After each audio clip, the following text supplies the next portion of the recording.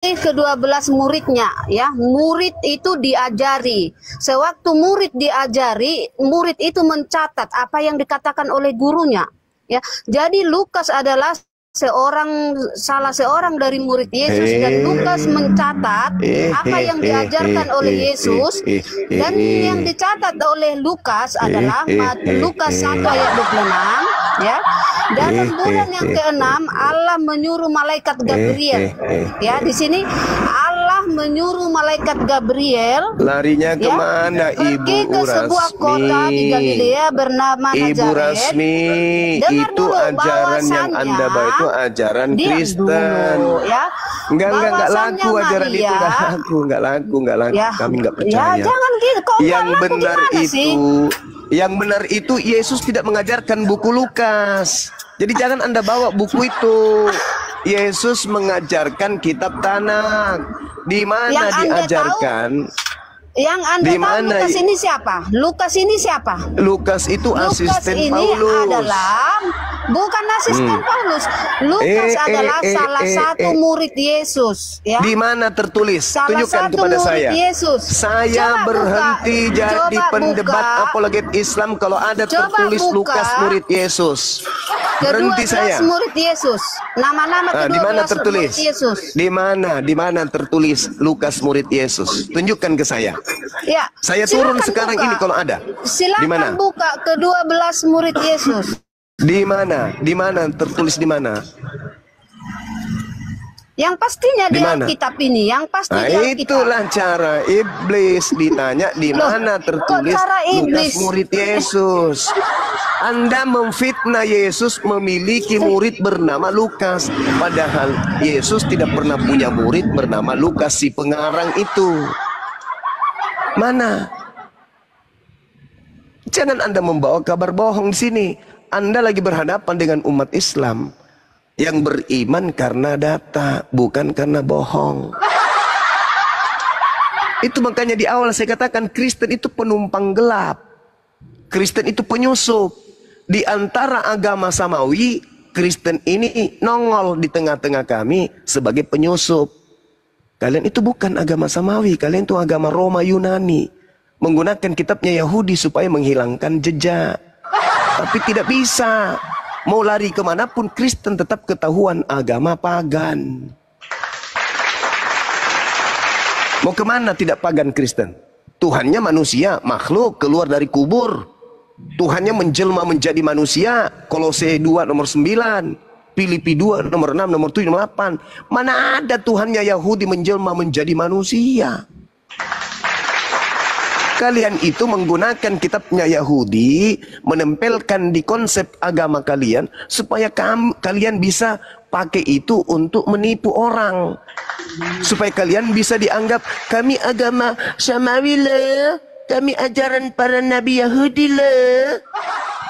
Hanya orang bodoh, bahlul, dan sedeng yang bisa kalian tipu. Umat Islam tidak bisa. Orang Yahudi nggak bisa, Cahayu nggak bisa.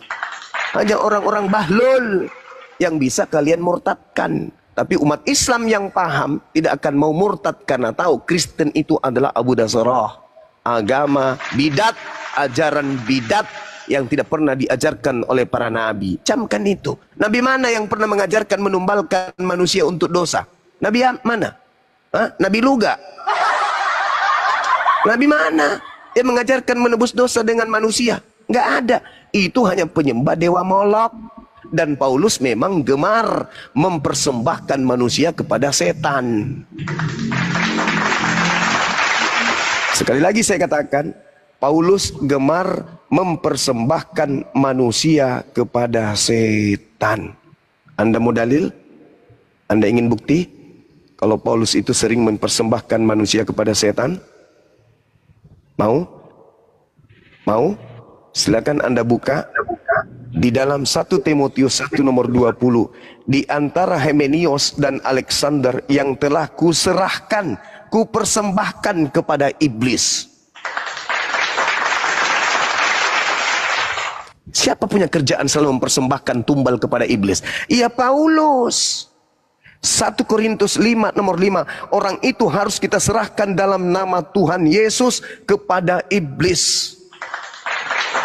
Pekerjaan Paulus tuh. Suka menumbalkan orang kepada setan. 2 Timotius 4 nomor 6. Mengenai diriku, darahku sudah mulai dicurahkan sebagai persembahan, dan saat kematianku sudah dekat. Di mana Tuhannya Yahudi minta persembahan darah manusia itu di mana? Dan Paulus sendiri mengaku dengan mulutnya, 2 Korintus 12 nomor 7. Dan supaya aku jangan meninggikan diri, supaya pernyataan yang luar biasa itu, maka aku diberi suatu duri di dalam dagingku, yaitu seorang utusan setan di dalam tubuhku, untuk menggocok aku supaya aku jangan meninggikan diri. Tuh, Paulus yang mengaku. Di mana Tuhan kemudian minta mempersembahkan manusia kepada setan? Di mana? Nggak ada. Justru di dalam Imamat 18 nomor 21 dan seterusnya, dilarang mempersembahkan manusia kepada setan. Dilarang. Al-Quran surah Al-Hajj ayat 34, Imamat 1 nomor 2. Bani Israel dan Bani Ismail ketika hendak mempersembahkan kurban kepada Tuhan pencipta langit dan bumi, diperintahkan mempersembahkan hewan ternak, domba, kambing, sapi, lembu. Muncul Kristen penumpang gelap mempersembahkan manusia kepada setan. Gitu Ibu Rasmi ya. Jadi saya ini mengajarkan kebenaran, bukan menyembunyikan kebenaran. Oke? Dan umat Islam harus tahu itu, bahwa tidak ada para nabi Bani Israel mempersembahkan kurban manusia, itu nggak ada. Nah, kebetulan ada praktisi Torah di sini, ada teman kita Yudaism, bisa menjelaskan lebih terinci lagi. Silakan akhi. Salam alaikum. Alaikum salam, Febokerto, akhi. Masya Allah. Ya.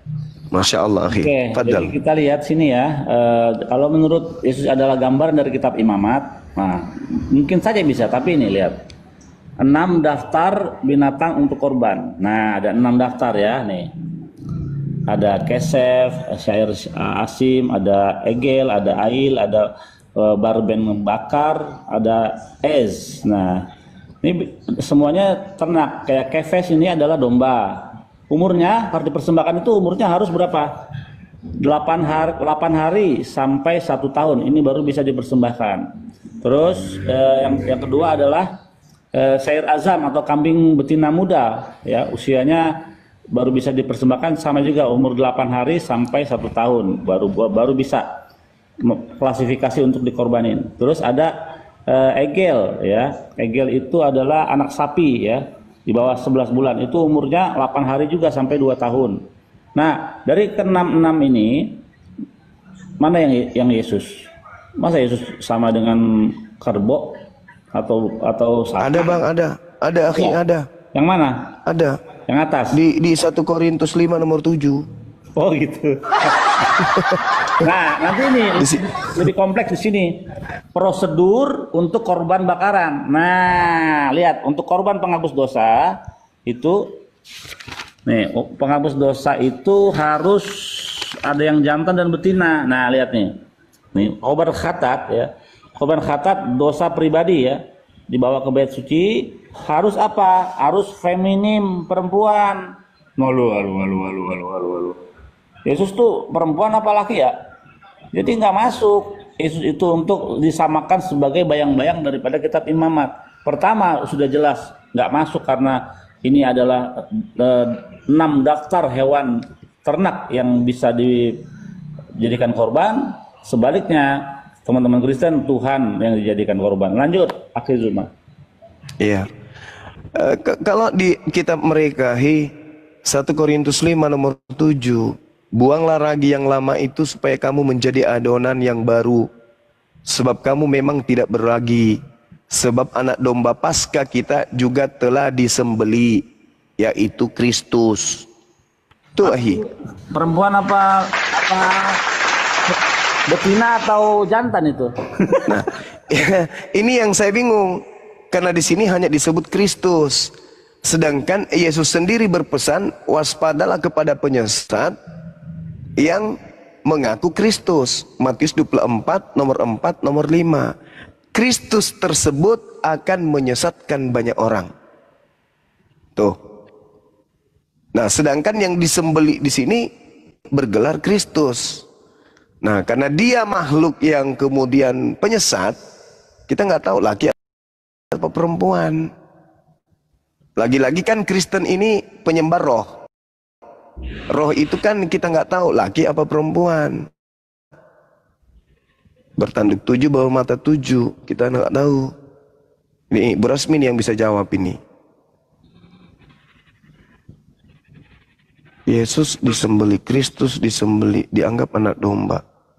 Ini penghinaan gak sih? Heran saya deh. Penghinaan gak itu Yesus dianggap anak domba yang disembeli?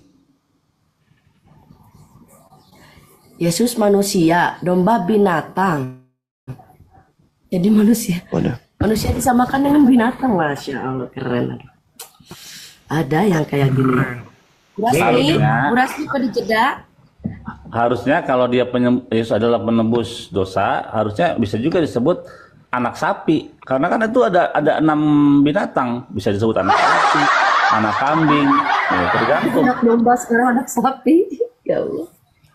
Ya karena memang secara perintah Al-Quran dan juga kemudian kitab Sanak, jelas itu adalah hewan ternak, sapi, lembu, kambing, domba. Al-Quran surah Al-Hajj ayat 34. Nah yang ini yang kita pertanyakan, ini Kristen ini kok persembahkan manusia, manusianya disebutnya domba, disembelih pula itu. Dalilnya 1 Korintus 5 nomor 7, dan itu adalah bisikan makhluk roh yang ngaku Kristus kepada Paulus. Paulus yang mengajarkan ini. Apa? Makhluk roh yang mengajarkan Paulus ini mengatakan itu. Kalau Yesus itu, Kristus itu adalah anak domba. Untuk nebus dosa dunia katanya. Alhamdulillah. Ahi, saya mau tanya Ahi. Apakah memang di dalam kitab Tanak ini ada diajarkan kalau Adam itu mewariskan dosa kepada kita, anak keturunannya? Ada nggak Ahi? Wah, enggak dong. Anak yang baru lahir itu bagaimana bisa jadi mewarisi dosa? Anak itu ketika dia dihitung sudah wajib dari segala kewajiban, dan dihitung dosanya ketika dia berumur, buat perempuan itu 12 tahun, buat laki-laki 13 tahun. Itu. Masya Allah. Masa haid dengan masa ini balik. Iya, baru dia dituntut. Tapi kalau enggak, dia enggak akan dituntut sebagai kesalahan dosa, enggak. Justru teman-teman Adam itu hanya melanggar satu perintah Tuhan, makan buah. Lah, kita siapa? Kita siapa menghakimi Adam? Dosa kita lebih banyak. Bisa dikatakan ya, banyak dosa kita. Adam cuma satu. Pikirkan itu. Iya. Masya Allah. Padahal kalau saya lihat nih di kitab yang ada di Indonesia ini ya, di situ Adam dan keturunannya diberkati. Yang dikutuk itu adalah tanah dan juga iblis. Di Al-Quran juga, fatalaqqa Adamu min rabbihi kalimatin fataba alaihi innahu wat-tawwabur rahim. Allah menerima taubatnya Nabi Adam. Adam berarti tidak kemudian memiliki dosa. Justru Adam mewariskan ilmu pengetahuan, mewariskan kemampuan untuk berpikir kepada keturunannya, sehingga keturunannya mampu menguasai makhluk lain di bumi ini, menjadi pemimpin di atas muka bumi. Lah kalau Adam dituduh dengan makan buah ilmu pengetahuan baik dan jahat, artinya bahwa kalau dia tidak makan buah ilmu pengetahuan baik dan jahat, ya bagaimana caranya dia bisa menjadi pemimpin di atas muka bumi? Inilah saudara kita, Bu Rasmi, ajarannya aneh. Oke, biar aku jelaskan kalau tentang yang tertulis di Alkitab ya. Lihat nih, Adam bertobat. Gini loh, biar saya jelaskan. Persis gitu loh. Al-Quran juga mengatakan itu. Anda ini memaksakan yang ditulis dalam Al-Quran ke dalam Alkitab. Sementara jauh beribu-ribu tahun duluan Alkitab ditulis, kitab Taurat daripada Al-Quran. Duluan gitu, mana ya? Kitabnya orang Kristen dengan kitabnya orang Yahudi? Ya, duluan kitab Taurat. Iya, saya tanya, duluan mana kitabnya Kristen dan kitabnya Yahudi? Duluan mana? Kitab Taurat dengan Kristen itu punya Tuhan yang sama. Iya. Yahudi atau Israel dengan Kristen punya Tuhan yang sama. Iya. Bisa kita buka di Yohanes 1 ya, Yohanes 1 kita buka. Nggak sama, Jangan karena iya. Kita orang buktikan Yahudi loh, kita bukanlah buktikan. manusia. Kita buktikan. Oke? Tuhan Kita itu bukan manusia. buktikan. Gini loh, gini, dengar.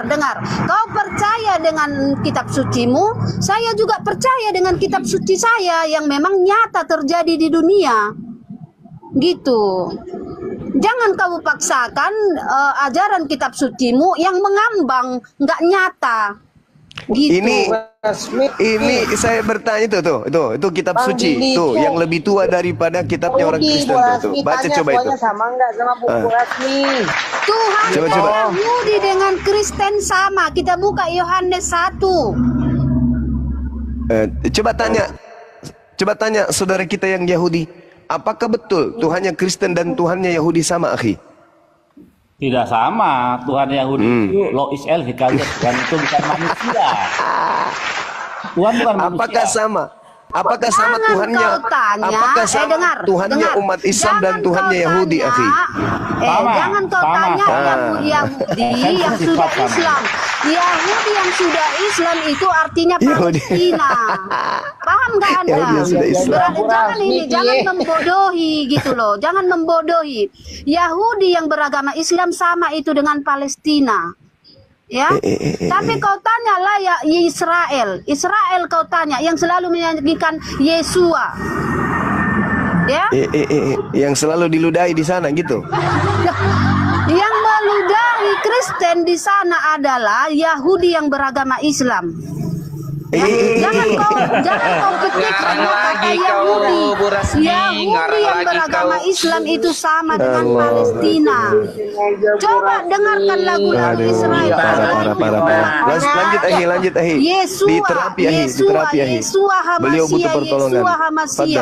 Yesua Hamasya. Ya. Di mana kita buktikan bahwasannya Tuhannya Israel dengan Tuhannya Kristen sama? Buka Yohanes 1. Ya. Iya. Pada mulanya adalah firman itu bersama-sama dengan Allah dan firman itu adalah Allah. Ia pada mulanya bersama-sama dengan Allah.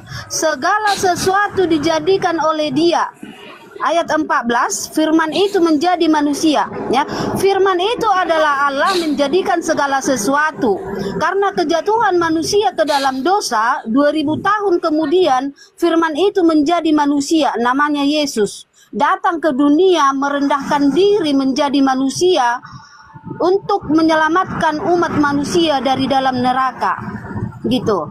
Makanya Yesus selalu bilang sembahlah Bapa, sembahlah Tuhan, karena Dia di situ merendahkan diri menjadi manusia. Allah bukan manusia, tetapi Allah itu adalah roh.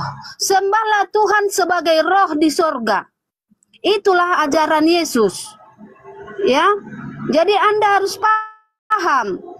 Gitu. Dan Anda tanya tadi di mana Yesus mengajarkan ke luar Yahudi. Buka Matius 8. Ya. Matius 8 yang berbunyi ayat 11, akan ada banyak orang dari barat dan timur akan makan bersama dengan Abraham, Ishak dan Yakub di dalam kerajaan surga. Itu sudah di luar Israel. Perkataan Yesus itu di sini, Yesus di Matius 8 ayat 11, Yesus berkata ini Yesus belum disalib. Ya. Jadi kalau kau tanyakan tentang Adam, yang dikutuk itu bukan hanya tanah dan ular, tetapi juga Hawa. Hawa di sini dikutuk, ya. Bisa kamu buka di Kejadian 3, ya. Ya, kita buka mulai dari sewaktu ular menggoda Hawa, ya. Kejadian 3. Adapun ular ialah yang paling cerdik dari segala binatang di darat yang dijadikan oleh Tuhan Allah. Ya, Tuhan Allah ini siapa? Yang di Yohanes 1 tadi, firman itu adalah Allah. Ia menjadikan segala sesuatu. Ya, Allah menjadikan segala sesuatu melalui firman-Nya yang dikatakan tadi, firman adalah Allah gitu. Ya. Adapun ular ialah yang paling cerdik dari segala binatang di darat yang dijadikan oleh Tuhan Allah. Ular itu berkata kepada perempuan itu, tentulah Allah berfirman, semua pohon dalam taman ini jangan kamu makan. Terlalu panjang Bu Rasmi. Terlalu panjang narasimu Bu Rasmi.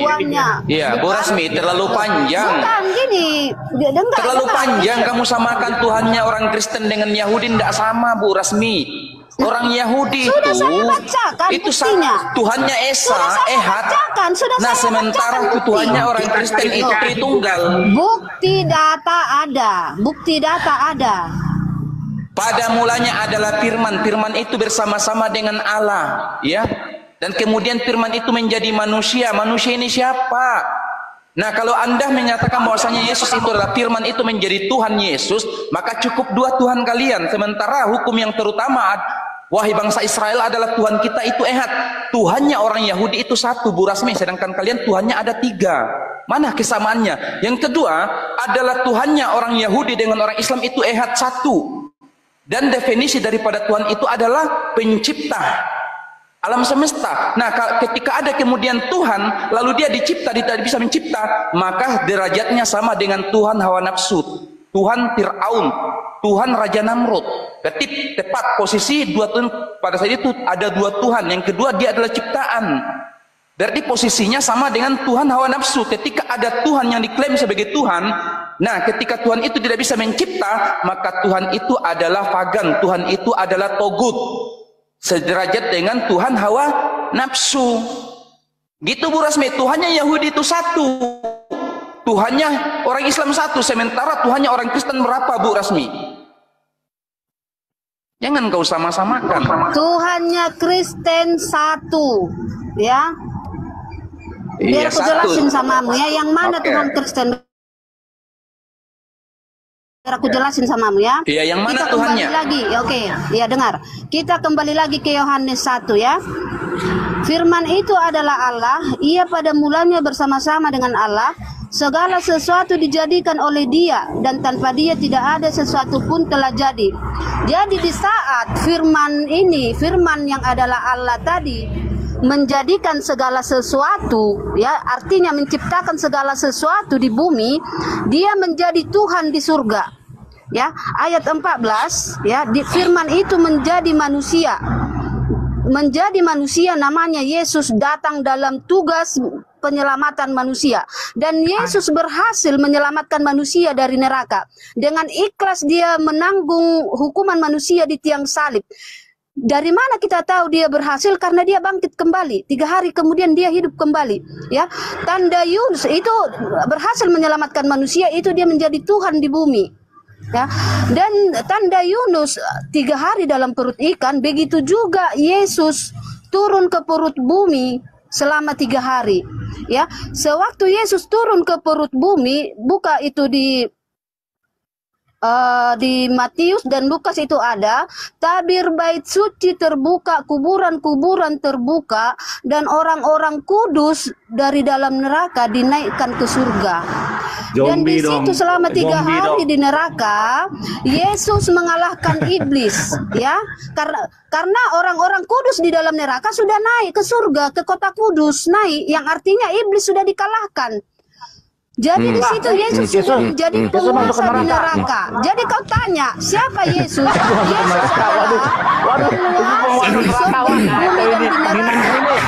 Yesus udah kepanjangan dongengnya, kepanjangan. Gini,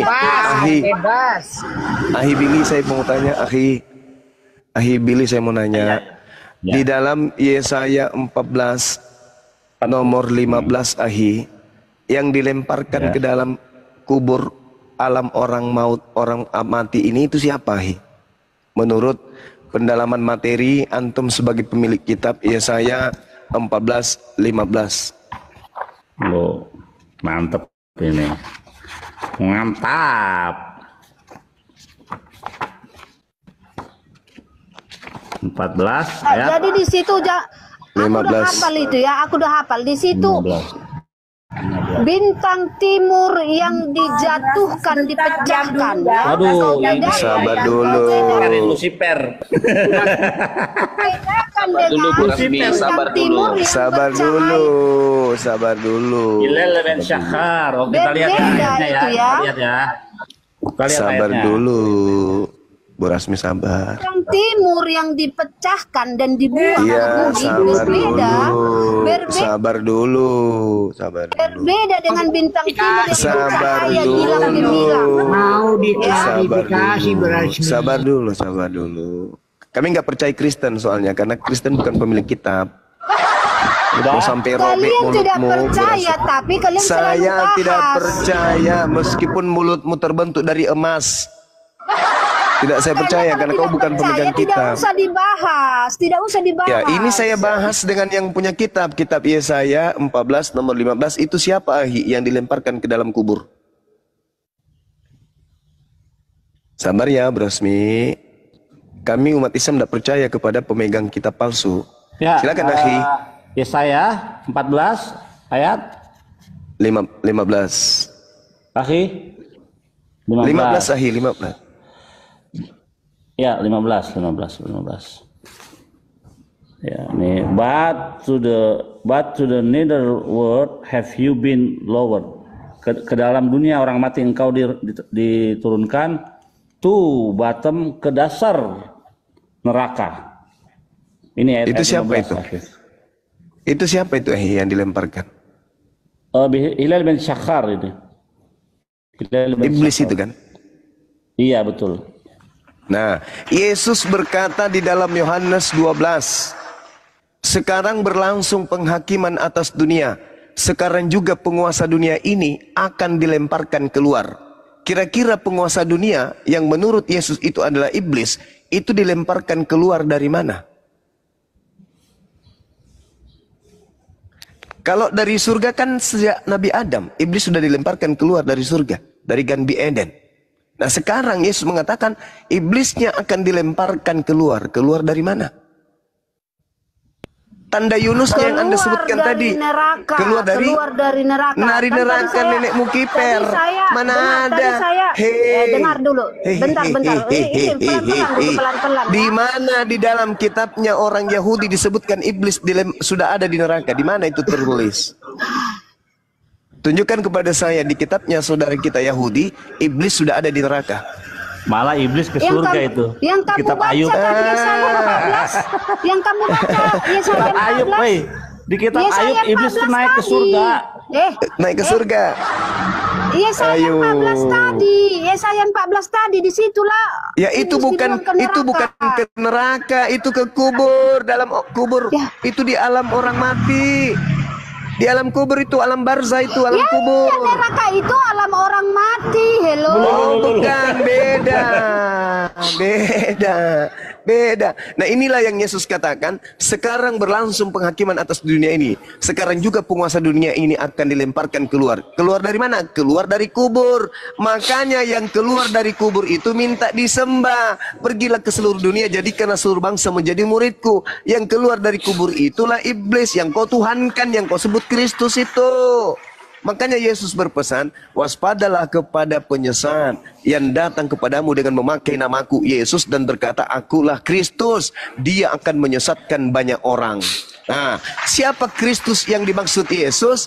Itu yang datang kepada Paulus, yang datang kepada Kristen. Kristen ini pengikut Kristus. Berarti orang banyak yang disesatkan Kristus itu disebut Kristen. Sampai sini paham? Jadi makanya kemudian Yesus berkata di dalam Matius 12, apa kata Yesus? Orang Yahudi dan ahli kitab dan orang Farisi ini datang kepadaku dan berkata, Guru, berikanlah kami sebuah tanda. Apa kata Yesus? Tidak akan diberikan kepada angkatan jahat ini sebuah tanda, melainkan tanda anak manusia keluar dari kubur. Itu tanda untuk siapa kata Yesus? Untuk angkatan jahat. Siapa yang percaya kepada kebangkitan hari ketiga? Karisteng. Berarti Karisteng ini adalah angkatan jahe. Itu dalil. Makanya orang Yahudi tidak menganggap kalian. Oke? angkatan jahat adalah yang percaya kebangkitan pada hari ketiga. Murid Yesus yang 11 orang ini percaya nggak kepada kebangkitan? Tidak. Mana dalilnya? Baca surat wartawan Lukas nomor 24, ya, bab 24 nomor 9 sampai nomor 12. Baca. Orang-orang yang datang dari kuburan. Kenapa sekarang Anda membawakan Lukas? Tadi aku bawakan Lukas, Anda bilang itu tidak benar. Loh, sekarang Anda bawakan saya katakan Lukas kepada saudara, kalau Anda menyatakan Anda, gitu ya. Sabar. Dengar, Lukas itu adalah pewarta. Ia melakukan penyelidikan tentang peristiwa-peristiwa yang terjadi. Berarti kalau berbicara mengenai peristiwa, kita harus dudukkan peristiwa itu. Jangan pula kau katakan apa yang dikatakan Yesus, bahwa Lukas itu murid Yesus. Itu yang saya tidak percaya. Tapi kalau Lukas sebagai wartawan, saya percaya. Berdasarkan pengakuannya, kalau dia itu pewarta. Di dalam Lukas 1 nomor 1 sampai nomor 3. Jangan kau katakan Lukas itu murid Yesus, karena Lukas bukan murid Yesus. Nah sekarang, ketika kita berbicara apakah ke-11 murid Yesus itu percaya ada kebangkitan dari kubur, murid-muridnya tidak percaya. Apa buktinya? Silakan Anda baca hasil penyelidikan wartawan Lukas di dalam Lukas 24 nomor 9 sampai nomor 12. Apa yang tertulis di sana? Ketika wanita-wanita ini ke kuburannya Yesus, mereka tidak menemukan Yesus lagi ada di sana, melainkan yang mereka temukan cuma kain kafan saja. Lalu mereka datang kepada murid-murid Yesus dan mendengarkan itu, murid-murid Yesus mengatakan apa yang mereka ucapkan itu adalah omong kosong dan mereka semua tidak percaya.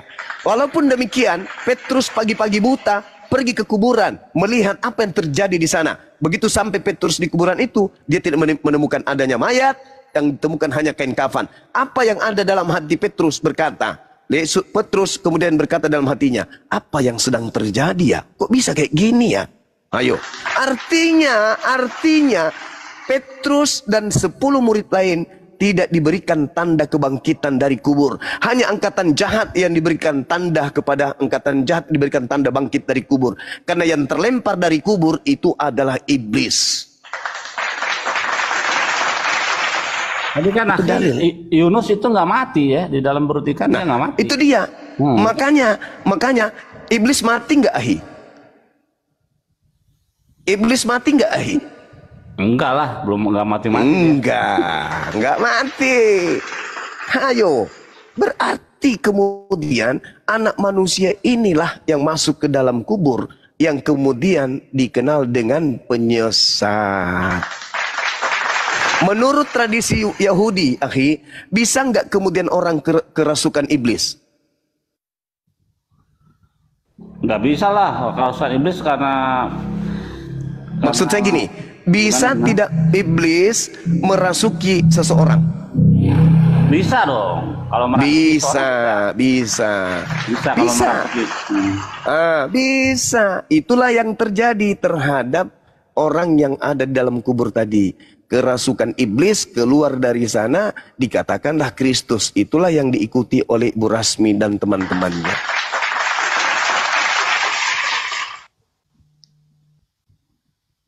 Itu berasmi, tidak ada Tuhan.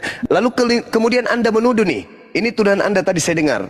Anda menuduh kemudian Tuhannya Yahudi turun ke bumi menjadi manusia. Kesalahan fatal Anda membawa Yohanes 1. Padahal bukan itu. Kalau berbicara pada mulanya adalah firman. Firman itu bersama-sama dengan Tuhan dan firman itu adalah Tuhan. Itu tidak salah sebenarnya. Selama yang dimaksud kemudian firman di sana adalah sifat. Karena Tuhan memang bersama dengan sifat berkata-kata yang melekat dari dirinya. Sifat berkata yang ada pada Tuhan dengan perkataan yang keluar dari mulut Tuhan itu berbeda. Bedakan antara sifat berkata dengan perkataan. Bedakan dengan mulut dengan perkataan. Mulut adalah hal yang melekat pada seseorang, sedangkan perkataan adalah sesuatu yang keluar, gelombang, irama, not yang keluar dari seseorang. Yang keluar dari mulut itu bukan orang itu sendiri, tetapi itu adalah cipta karya yang keluar dari mesin yang melekat pada diri manusia. Disebutlah perkataan. Jadi kalau dikatakan pada mulanya adalah firman, firman itu bersama-sama dengan Tuhan dan firman itu Tuhan, itu tidak salah. Memang Tuhan itu memiliki sifat berkata-kata. Coba Anda lihat di dalam Mazmur 33 nomor 9. Tuhan memberi perintah semuanya jadi. Gini Bang Juma. Sabar dulu. Sedikit lagi. Saya belum masuk ke intinya. Jadi bukan itu dasar pijakannya kemudian Tuhan menjadi manusia di dalam konsep Kristen, bukan. Apa buktinya? Anda turun lagi di data nomor 14-nya. Firman itu telah menjadi daging. Itu baru ada Yesus. Tetapi bukan itu yang menjadi dasar pijakan ketuhanan terhadap Yesus. Yang menjadi konsep ketuhanan dari Yesus itu adalah bisikan makhluk yang datang kepada Paulus. Tertulis di mana? Filipi 1 nomor, Filipi 2 nomor 6, nomor 7, nomor 8. Apa yang tertulis di sana? Elohim, Theos, katanya, mengosongkan diri, tidak mempertahankan ketuhanannya, melainkan mengosongkan diri, lalu mengambil rupa manusia, lalu menjadi seorang hamba, lalu taat, bahkan taat sampai mati di atas tiang salib. Jadi bukan Yohanes yang jadi rujukan, yang menjadi rujukan adalah Filipi, di mana Theos menjelma menjadi manusia. Kolose 2 nomor 9. Tubuh Yesus, mulai dari rambut sampai kuku kakinya, itu kepenuhan keteosan keilahian. Jadi bukan firman menjadi manusia. Kalau firman menjadi manusia, firman menjadi bumi, firman menjadi matahari, firman menjadi bulan, firman menjadi pohon, itu wajar. Yesaya 55 nomor 11. Yesaya 55 nomor 11. Mazmur 33 nomor 9. Innama amruhu idza arada shay'an ayaqula lahu kun fayakun. Semua yang dicipta itu berasal dari firman. Pada mulanya firman itu melekat pada Tuhan, lalu Tuhan berkata, kun, jadi, maka jadilah. Sedangkan Yesus itu juga masuk di situ. Tuhan mengatakan, wahai Maria, hamillah, lahirkan seorang makhluk bernama Yesus, lahir. Jadi Yesus itu pada mulanya firman, betul. Tapi di Kristen bukan itu konsepnya. Di Kristen dewa berinkarnasi, berubah wujud menjadi manusia. Dalilnya di mana? Filipi 2 nomor 6, nomor 7, nomor 8 dan Kolose 2 nomor 9. Jadi dewa menjelma menjadi Kristus yang datang kepada Paulus. Itulah konsep Karisteng. Umat Islam dalam hal ini tidak bisa tertipu dengan Karisteng. Itu Bu Rasmi. Silakan dengan ilmu Anda. Ya, Bu Rasmi, bagaimana Bu Rasmi? Oke. Filipi 2 ayat 6 tadi ya? Ya. Oke, saya baca ya. Filipi 2 ayat 6. Izin Bu Rasmi sebentar izin. Teman-teman tahu tentang konsep Kristen. Teman-teman yang saya baru pada mulanya adalah firman dan firman itu bersama-sama dengan Allah. Ya, itu sifat yang Allah melekat itu pada menjadi Tuhan. manusia. Yes, itu Tahu adalah itu. sifat. Ya, tahu. Sekarang ada nggak daging melekat pada Elohim? Cuma Ketika dikatakan firman bersama-sama dengan Elohim, apakah di situ ada daging, Nak Maria? Muhammad itu Allah bilang. Ku tanya dulu. Aduh, sudah. Kalau cuma kayak gitu udah kamu turun aja. Udah, jangan Sudah nangis. tahu jelas Ini. konsep Kristen itu seperti apa. Alkitab itu seperti apa. Ya. Tuhan itu pada Baca dirinya kejadian tidak ada wahyu itu. Kejadian Kau adalah antikristus yang menyelewengkan firman. yang disebut antikristus. Kejadiannya salah, kejadian 1 ayat 2. Antikristus yang menyelewengkan firman. Allah adalah roh. Iblis yang menyelewengkan firman. Siapa yang merubah-rubah Waktu Adam kitabnya dan Yahudi? Hawa, Siapa Taman yang Eden. mengambil kitabnya Yahudi merubah-rubahnya? Waktu Itu iblis ular kan, antikristus ular itu bukan? mengatakan pohon itu bisa Siapa kau yang makan. mengarang-arang cerita tentang Yesus? Dan kau sudah menyelewengkan firman. Cuma Mana yang Kau saya lah lewengkan? antikristus. Yang mana? Yang Allah mana akan yang saya muncul dan selewengkan? sudah ada di bumi ini. Antikristus itu adalah mereka yang Cuma, tidak mengakui Yesus datang sebagai manusia. Paulus Jadi di dalam kami Galatia orang 1, Kristen Paulus di dalam Galatia mengetahui 1 tentang siapa nomor 11 nomor penyesat. 12 Sekarang pun tidak udah ada penyesat mengakui Yesus datang yang sebagai menyesatkan. manusia. Jedar. Definisi antikristus Dan itu apa? antikristus itu Antikristus di dalam 2 Yohanes 1 nomor 7 berbunyi, siapakah antikristus itu? Bukankah dia yang pergi ke seluruh dunia yang tidak mengaku Yesus datang sebagai manusia? Itulah antikristusnya, itulah penyesatnya. Coba Anda lihat di dalam Galatia 1 nomor 12, nomor 11, nomor 12. Aku menerima 13 kitabku bukan dari manusia. bukan manusia mengajarkan aku Injil, tetapi dari Yesus Kristus. Nah, di situ dia mengatakan Yesus Kristus bukan manusia, berarti dia antikristus. Jedar. Silakan Ahi, silakan. Ya, aku mau share ini sedikit ya tentang bagaimana konsep ketuhanan di dalam agama Yahudi ya. Ata hereta ledaat ki Hashem huwa Elohim enot milvado. Artinya engkau telah melihat dan mengetahui bahwa YHWH dialah Tuhan, tidak ada yang lain di samping dia. Nah, kalau ada Tuhan duduk di sebelah kanan samping kanan Allah Bapa, itu bukan Tuhan Israel ya. Karena tidak ada yang lain di samping dia. Lanjut. Nah, sedangkan Yesus duduk di samping kanan Tuhan Bapa. Mati meja. Balas ya anak. Si mau aku datang besok. Bagaimana Bro Resmi? Masih kuat? Oke, tadi yang Anda bacakan itu Yohanes 1, itu lanjut ya. Segala sesuatu dijadikan oleh Dia. Nah, itu Jadi, betul. Firman itu betul. adalah Allah, ya. Di sini firman itu adalah Allah. Dan itu bukan Berarti Yesus di situ kan? Allah. Oke, Ya. dan di situ Dan Allah itu bukan menjadikan Yesus. segala sesuatu. Dan Ya, di itu sini bukan belum. Yesus. Ya, Ah, di sini belum. Nggak ada yang salah. Nggak ada yang ya salah. betul. Dan di ayat Iya. 14-nya, Akhi, di ayat 14-nya, Akhi boleh bacakan saya Mazmur 33 ayat 9. Sabar dulu. Bentar dulu. Ayat Tidak ada yang 14-nya salah. bentar. Kan ini Di ayat 14-nya firman itu menjadi daging. manusia. Nah, itu betul. Manusia itulah namanya Yesus. Nah, iya Gitu. berarti Yesus itu berasal dari perkataan Tuhan, betul?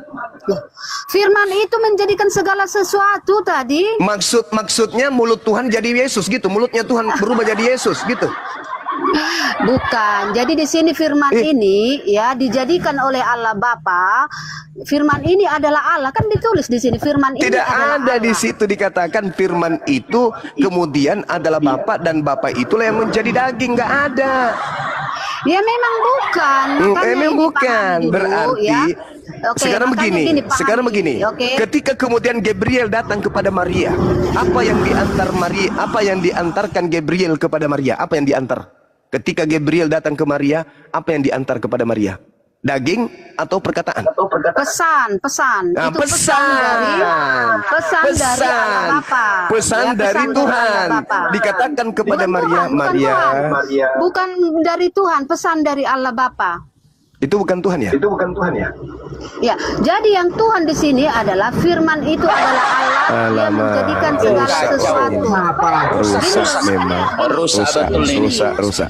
Jadi malaikat Gini loh. turun menghantarkan pesan dari Tuhan kepada seorang perawan. Wahai Maria, kamu akan hamil. Buka dulu, buka Siapa Lukas yang 1. menghendaki? Matius 1 atau Lukas 1? Buka Lukas 1, bukan dari Tuhan di situ dicatat, tetapi pesan dari Allah ya, Lukas 1. Ya. Allah itu Jadi bagi kami Tuhan itu adalah Allah. Jangan ya itu kan bagi kalian. Oh, jadi Allah itu Gitu bukan loh. Tuhan. Tuh gini, firman Nah. itu adalah Allah menjadikan segala sesuatu, dialah diberi jabatan Tuhan.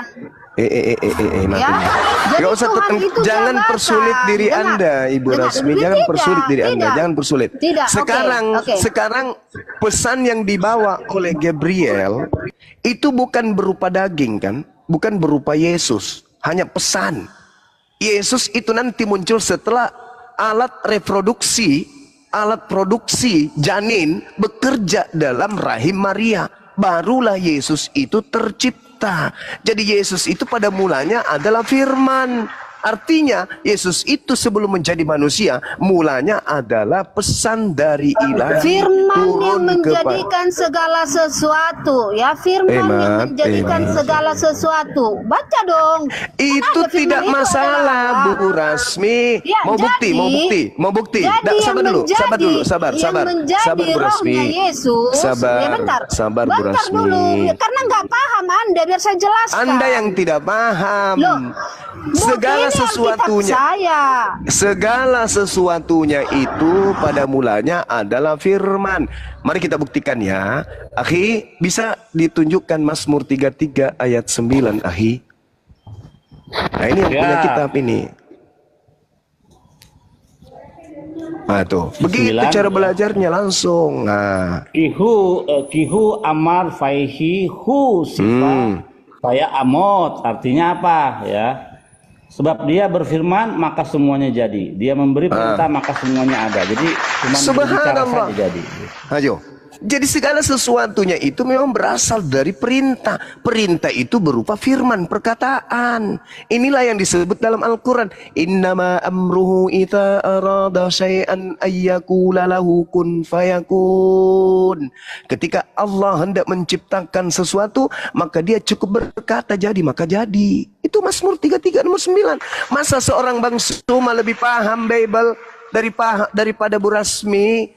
Jadi ketika Maria ini manusia perawan tanpa suami, tidak pernah tersentuh laki-laki, tapi karena Sang Pencipta berfirman, hamil lo, hamil, lahirkan manusia tanpa ayah bernama Yesus, lahir, tak ada yang bisa menghalangi itu.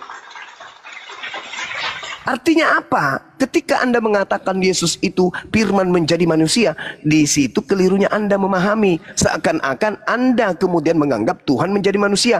Padahal Tuhan menjadi manusia, itu konsepnya berbeda. Adanya di pesan roh halus yang datang kepada Paulus. Tertulis di Kolose 2, Filipi 2, nomor 6, nomor 7, nomor 8.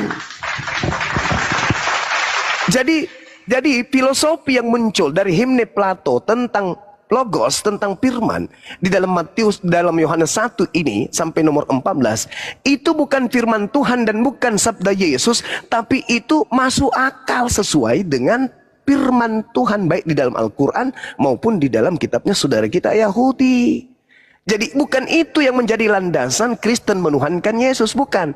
Yang menjadi dasar landasan untuk menuhankan Yesus itu surat Paulus, Filipi 2 nomor 6, 7, 8, Kolose 2 nomor 9.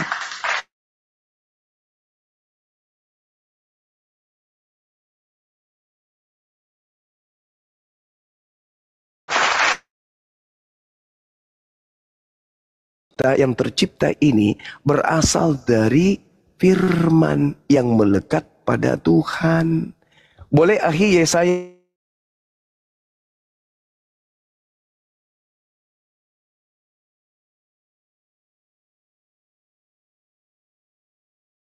55 nomor 11.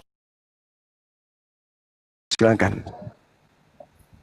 Yesaya 55 ayat 11. Ya.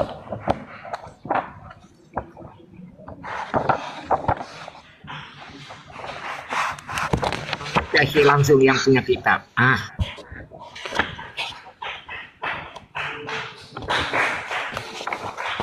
Bentar ya. 55 ayat 11.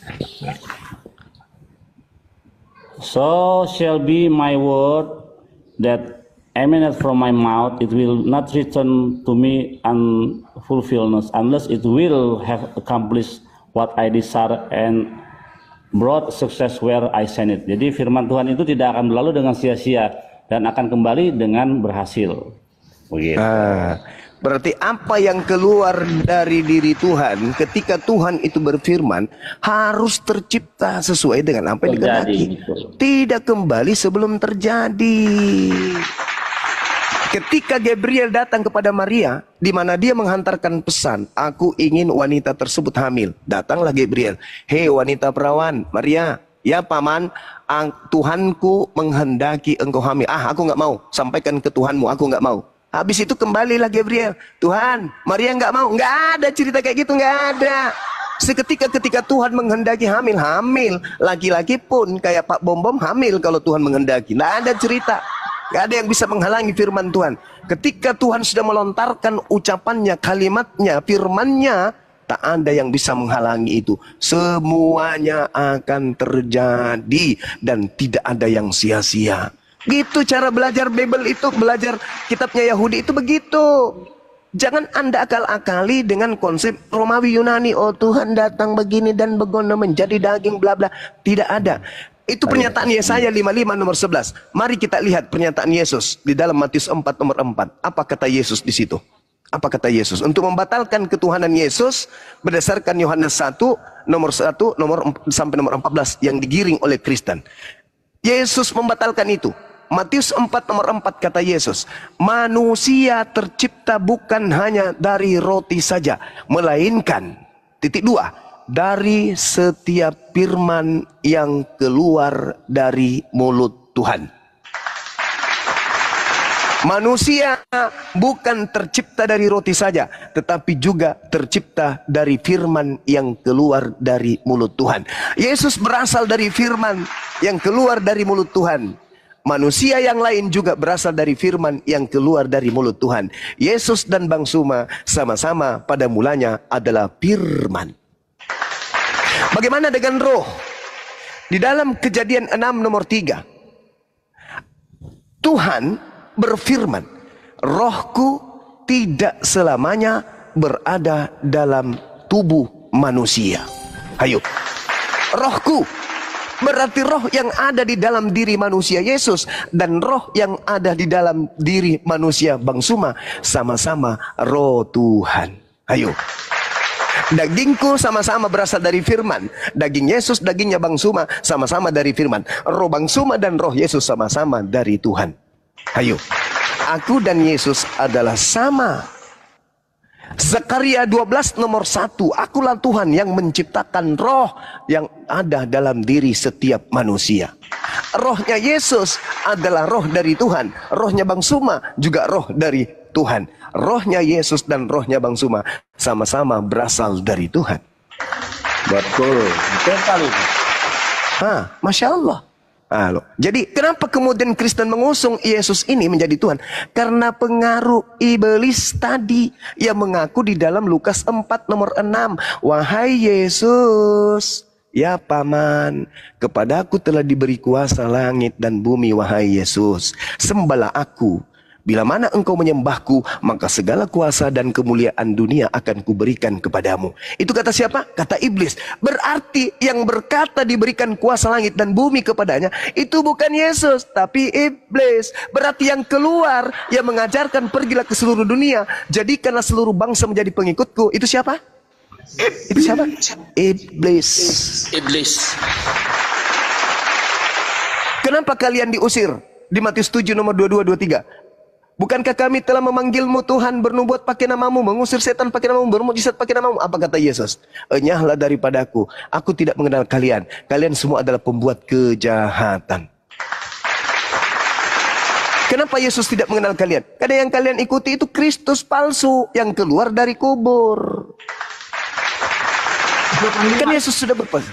Yesus sudah berpesan, akhi. Dia katakan apa Yesus itu?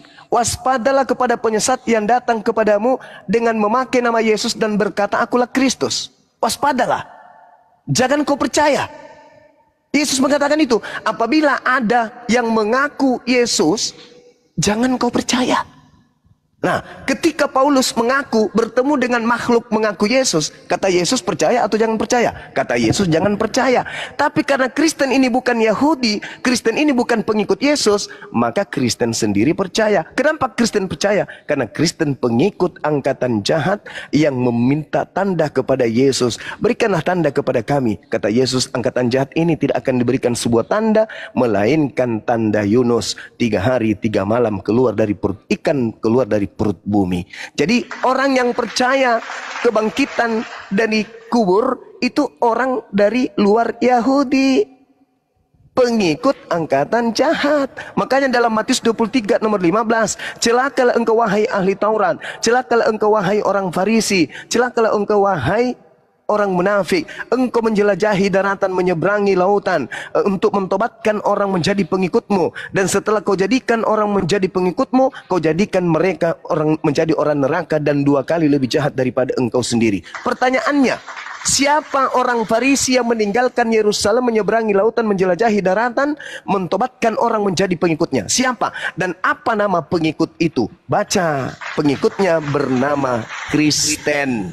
di mana tertulis Kisah Para Rasul 11 nomor 26, di mana Paulus disebut sebagai pendiri atau tokoh Kristen. Kisah Para Rasul 24 nomor 5. Paulus ini adalah penyakit sampar. Orang-orang Yahudi berteriak dan berkata, Paulus ini adalah penyakit sampar. Dialah yang telah menyesatkan orang-orang Yahudi di seluruh dunia dan yang beradab. Dan dia adalah tokoh dari agama Kristen. Kitabmu sendiri yang mengatakan itu, bukan saya. Baca Kisah Para Rasul 24 nomor 5. Dia adalah penyakit sampar yang telah menyesatkan orang-orang Yahudi di dunia yang beradab. Bahkan ketika dia kembali ke Yerusalem, di Kisah Para Rasul 21 nomor 15 sampai nomor 26, Paulus bertaubat dari mengajarkan ajaran Kristen. Berpikirlah, renungkanlah wahai saudara-saudaraku Kristen. Kalian. Tapi yang udah terlanjur gimana tuh? Yang udah terlanjur kan ada tuh, yang kisahnya tentang yang udah terlanjur gimana itu? Yang sudah terlanjur, iya. Yang sudah terlanjur itu disuratin akhi sama rabi-rabi, disurati untuk kembali kepada hukum Tuhan. Disurati oleh imam-imam penatua pada saat itu disurati. Tetapi orang-orang yang terlanjur kau sesatkan dengan mengatakan jangan kau bersunat, makanlah ini, makanlah itu, kami sudah menulis surat untuk mereka. Itu kata imam-imam pada saat itu. Terkait dengan engkau wahai Paulus, bertaubatlah, tahirkanlah dirimu, bawalah orang-orang yang lain, bayarkanlah mereka untuk mentahirkan dirinya. Di data nomor 26-nya dikatakan hari itu Paulus kemudian ditahirkan dan melakukan persembahan. Kira-kira kalau orang Yahudi melakukan persembahan kepada Tuhan, kira-kira manusia atau pakai hewan? Hewan lah. Hewan. Makanya Yesus mengajarkan dalam Matius 8 nomor 4, pergilah, perlihatkanlah dirimu kepada imam, lakukanlah persembahan seperti persembahan yang diperintahkan oleh Nabi Musa. Nabi Musa memberikan perintah persembahan apa? Manusia atau hewan? Hewan. Berarti Yesus mengajarkan mempersembahkan hewan, bukan mempersembahkan manusia. Tapi karena Kristen ini kelompok luar, pingin kali Yesus jadi korban, maka mereka menggelari Yesus itu dengan gelar apa? Anak domba, biar bisa disembeli untuk dosa-dosa Romawi dan Yunani. Na'udzubillah, summa na'udzubillahi min zalik. Semoga kami umat Islam dijauhkan dari ajaran-ajaran Roma, Yunani, Paulus seperti ini. Bisa dikatakan Amin. Cuci tangan dia ya, ketika orang udah kacau semua dicuci tangan. Cuci tangan dia, akhi. Berdasarkan Kisah Para Rasul 21 nomor 15 sampai nomor 26. Silakan saudara-saudaraku Kristen, Anda teliti lagi. Paulus cuci tangan, bahkan dia bertaubat dan mentahirkan diri, bahkan dia mempersembahkan kurban lagi. Katanya Yesus kurban sekali untuk selama-lamanya. Kok dia bertobat dan memberikan lagi korban? Gimana dong? Oke. Kisah Para Rasul yang Anda berapa itu, bawakan Aku mau lihat. tadi, ya. Kisah Para Rasul yang Anda bawakan tadi 24. nomor 15 sampai nomor 26. Kisah Para Rasul 24 yang Anda bawakan tadi, ya. Jalan nyata bagi kami bahwa orang ini adalah penyakit sampar, seorang yang menimbulkan kekacauan. Yang mengatakan ini adalah orang Yahudi, supaya apa? Supaya Paulus diadili. Makanya baca selanjutnya, jangan baca satu ayat. Ya, Kenapa ayat dia 10 diadili? Di sini dikatakan. Kenapa dia diadili? Sama seperti Yesus difitnah. Makanya dikatakan di sini beda. sampar karena di sini Paulus difitnah, dikatakan Jangan Anda penyakit samakan. sampar. Jangan Anda samakan Itu Yesus dengan sama. Paulus, beda. Itu sama, makanya gini, dengar. Lalu di mana? ayat 10. Di mana kemudian? Sabar dulu. Di mana ayat 10 lanjut dulu ayat 10. Lalu wali negeri itu memberi isyarat kepada Paulus bahwa ia boleh berbicara. Nah, kan di sini pengadilan di sini. Terus Jadi apa bicaranya? orang Yahudi memfitnah Paulus sebagai penyakit sampar. Makanya memfitnah? Kok memfitnah? Betul tidak? Kutanya dulu sama saudara. Bu Rasmi, kutanya dulu sama saudara Bu Rasmi. Bu Rasmi, dengarkan saya Bu Rasmi. Dengarkan saya Bu Rasmi. Betulkah Paulus mengatakan bahwasanya hukum Taurat itu sampah atau tinja? Betulkah? Tidak pernah Paulus mengatakan hukum Taurat itu sampah, tapi dikatakannya sudah batal. Ya, batal. Kita baca di Filipi ya. Apakah betul kemudian Paulus itu tidak pernah mengatakan bahwasanya Taurat itu adalah sampah? Oke? Berani? Anda mengatakan tidak pernah. Coba Anda baca Filipi 3 nomor 8. Bisa aja sampah, makanya dibatalkan. Nah, itu sekarang Anda mengatakan bisa aja. Sekarang dibatalkan kan? Kenapa dibatalkan? Ketika kan gitu, kemudian dengar dulu. Ketika kemudian Paulus mengatakan bahwa hukum Taurat itu adalah sampah, adalah tinja, apakah itu merupakan pencemaran bagi orang Yahudi atau tidak? Jawab. Apakah itu penyesat? Ketika ada orang mengatakan, ketika ada orang yang mengatakan hukum Tuhan yang datang kepada Nabi Musa itu adalah skubalon, tinja, sampah, apakah itu penyesat atau bukan bagi Yahudi? Kita tanya langsung ke Ahi Billy. Tidak penyesat. Ketika ada yang mengatakan bahwa hukum yang datang kepada Nabi Musa itu adalah tinja, apakah orang itu penyesat? Itu penistaan. Penistaan karena seorang nabi dan seorang raja Daud berkata Torah Hasim Temima. Torah itu sempurna. Jadi kalau dibilang dia sampah, waduh, tentangan. Dia di dalam bahasa Yunaninya ditulis skubalon. Skubalon itu kotoran atau tinja, akhi. Sampah itu masih sopian. Atau lintaslah dia begitu, Paulus. Nah, tuh. Makanya orang Yahudi mengatakan dia penyakit sampar yang telah menyesatkan orang-orang Yahudi di seluruh dunia yang beradab. Coba baca lengkapnya. Jangan Anda penggal-penggal dalilnya. Di seluruh dunia yang beradab, orang Yahudi disesatkan sama Paulus. Makanya dia kemudian ketika pulang ke Yerusalem disuruh bertaubat dan dia bertaubat.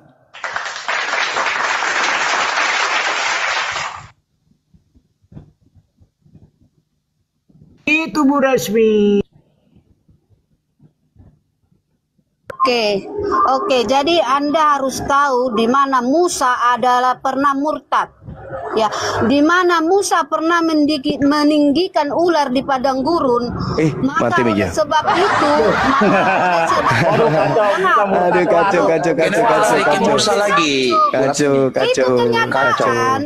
Itu tidak murtad. Yang memerintahkan kemudian Nabi Musa melakukan itu adalah Tuhan itu sendiri. Tidak. Murtad membuat ular dari tembaga, membuat patung ular dia dari membuat patung tembaga bukan untuk dituhankan. Dan itu dihancurkan oleh Raja Hizkia.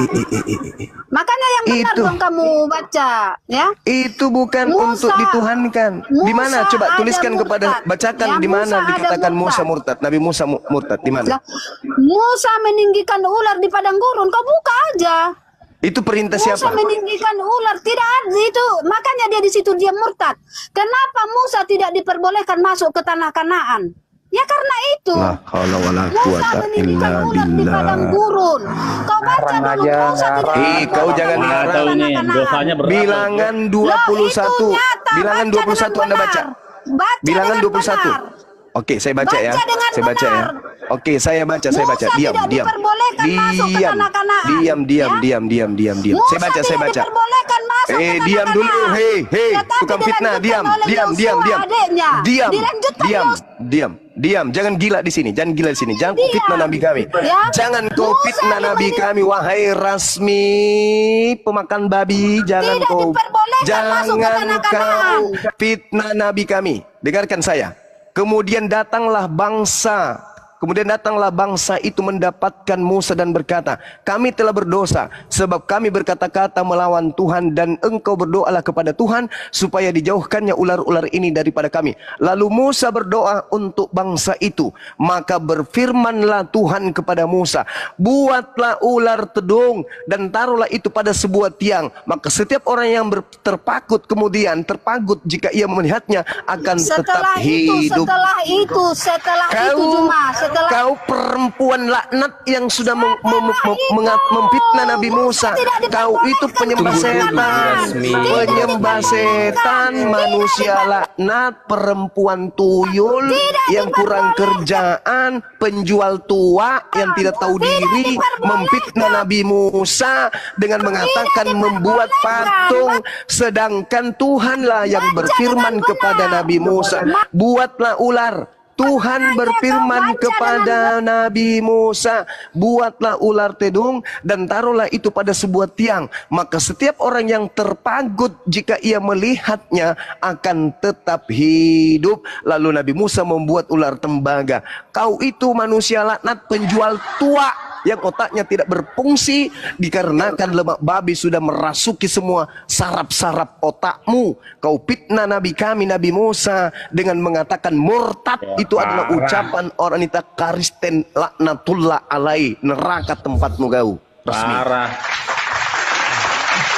Nggak ada orang yang pernah berani, nggak pernah ada orang dalam selama Sudah mentok dia, makanya arahnya ke situ. Ya, nggak ada selama orang di dunia debat, baik Oten maupun Islam, ya itu pernah menghina Nabi Musa. Nabi Musa. Wah parah. Geblek. Awas lu kalau ada ya siapa bisa kualat lo itu. Saudara, itulah Kristen saudara. Kalau sudah terpojok seperti sudah mentok ya ujung-ujungnya ya bagaimana menciptakan suasana menjadi keruh gitu. Enggak, itu memang konsepnya dia. Konsepnya memang kayak gitu, tuduhannya terhadap ini. Itulah yang dikatakan Al-Quran. Engkau mengetahui, engkau membacanya, tapi engkau merubahnya. Kita nih Muslim nih, yang tidak mengambil terjemahan kitabnya saudara kita. Kita lebih paham, dan kita mengerti. Nabi Musa itu orang suci kok dibilang murtad. Kan biadab. Dasar penjual tua. Bahkan matinya Nabi Musa itu tidak diambil oleh malaikat maut. Ya. Dikatakan, Masya Allah. Ya, dikatakan Tuhan sendiri yang mencabut nyawanya dengan sebuah ciuman. Ya. Begitu. Malaikat maut nggak mencabut nyawa dia. Baik, kita sapa tamu kita, Bang Saud. Bang Saud monitor.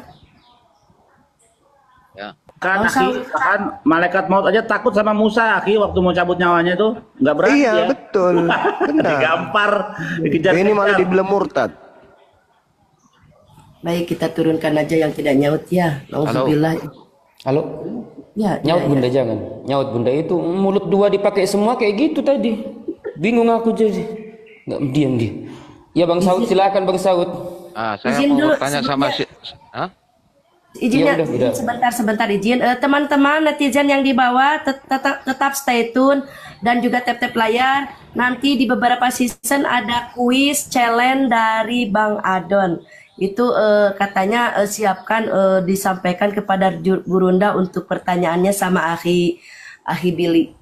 Ya, siap-siap yang di bawah stay tune apa yang dinarasikan oleh Gurunda kita, guru-gurunda kita yang di atas. Nanti ada challenge pertanyaan seputar diskusi hari ini. Ada 10 orang pemenang langsung cash uangnya, nanti DM saya yang menang. Itu pesan dari Bang Adon. Terima kasih, silakan dilanjutkan. Masya Allah. Barakallah fik Dinda Adon. Maafkan saya yang hadir kemarin ya.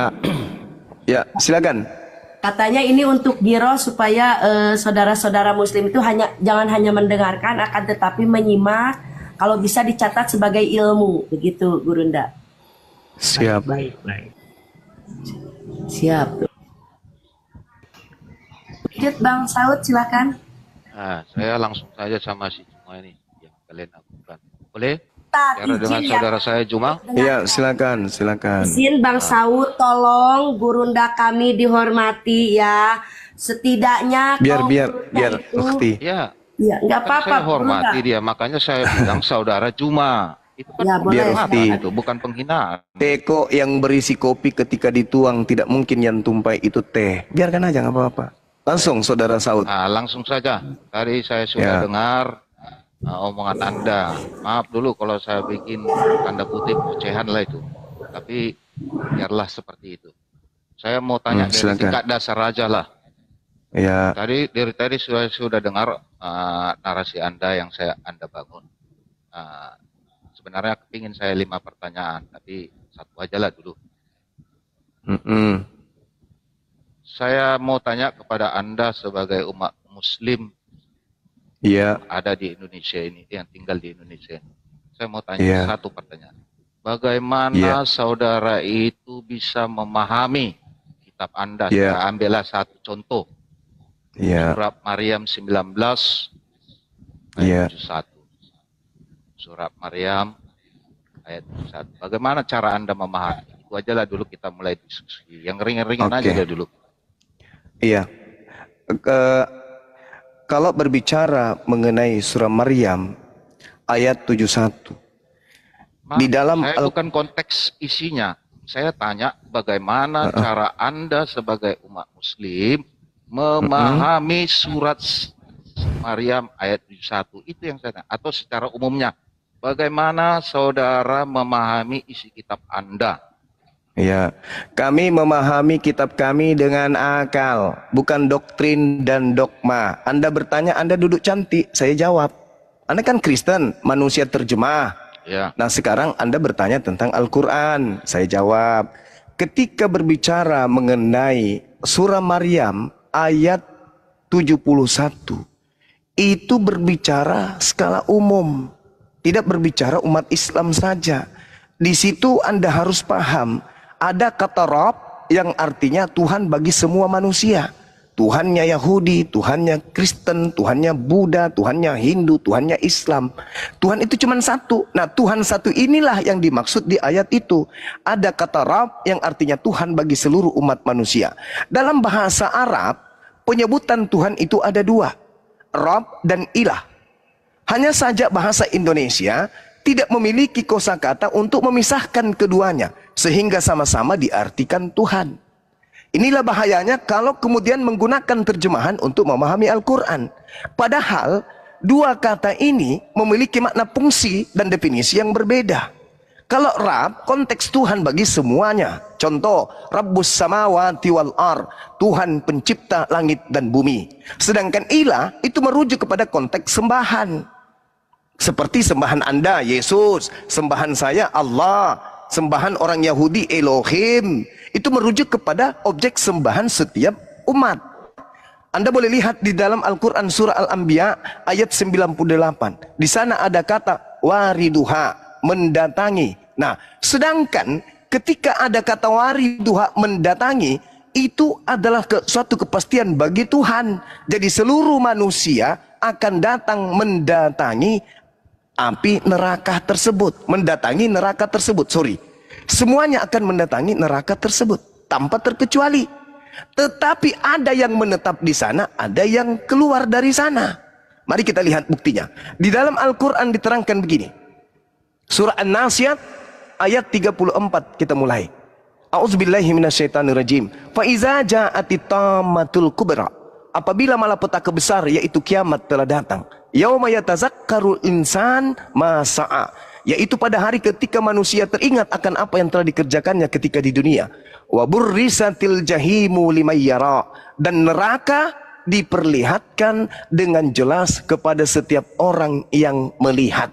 Fa amma man tagha, maka adapun orang yang melampaui batas, wa atharal hayatad dunya, dan lebih mengutamakan kehidupan dunia, fa innal jahima hiyal ma'wa, maka sungguh nerakalah tempat tinggalnya. Wa amma man khafa maqama rabbih wa nahal nafsa anil hawa, dan adapun orang-orang yang takut kepada kebesaran Tuhannya dan menahan dirinya dari keinginan hawa nafsunya, fa innal jannata hiyal ma'wa, maka sungguh surgalah tempat tinggalnya. Jadi di situ jawabannya. Ketika kemudian neraka sedih, kemudian